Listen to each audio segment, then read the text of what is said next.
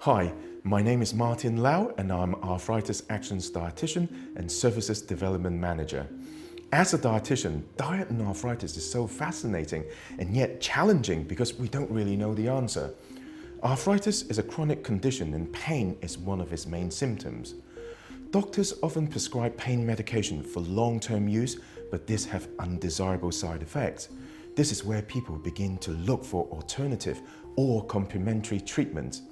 Modifying the diet is one area people believe could help them live better with arthritis. Research shows that a staggering 71% of people with rheumatoid arthritis, or RA, believe that diet plays a part in their symptoms, and 50% of people have experimented with modifying the diet to reduce pain. People with gout have often been told to cut out meat to avoid painful attacks, but this is not necessary.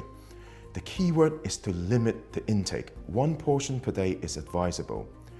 Foods that contain large amount of purine will need to be avoided, such as liver, kidneys, or beer will need to be avoided. So what exactly is purine, I hear you ask? It is a compound from animals and plants that can be converted into uric acid by the body. People living with both rheumatoid and osteoarthritis have been advised to avoid nightshade vegetables, and these are potatoes, tomatoes, bell peppers and aubergines. Avoid gluten, they are the bread and pasta. Avoid dairy, use apple cider vinegar. Avoid red meat. Following an alkaline diet. There is no scientific evidence to support these, yet some individuals may find them helpful. Up until now, the research on diet and arthritis has been inconsistent. Therefore, no firm conclusion can be made at this stage. In view of these, following a balanced eating plan is a good place to start. The key link between diet and arthritis is your body weight.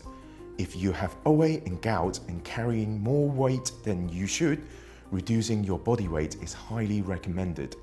As for those living with rheumatoid arthritis, higher fat mass may reduce the benefits of your medications. Overall, weight reduction, if necessary, is important because it lowers the risk of other comorbidities, such as cardiovascular diseases. Recent research concluded that all the available evidence do not support the use of most dietary supplements, such as glucosamine for OA. You may have read that turmeric is good for osteo and rheumatoid arthritis, but despite a few positive outcomes from short-term trials, the jury is still out there. Taking vitamin A, D, C and selenium, which is a mineral, and even cod liver oil haven't yet yielded any positive results. If you have gout, the research is showing some promising results when using tart cherry juice, but more studies are needed to confirm this. So far, research has supported the use of long-chain omega-3 fatty acids from oily fish or dietary supplements for RA. As for OA, even though there is an inflammatory element, the benefit doesn't appear to transfer to this condition. Well, definitely more studies are needed in this area. The bottom line is that if you would like to modify your diet to see whether it would make a difference to your symptoms, make sure to work with a dietitian.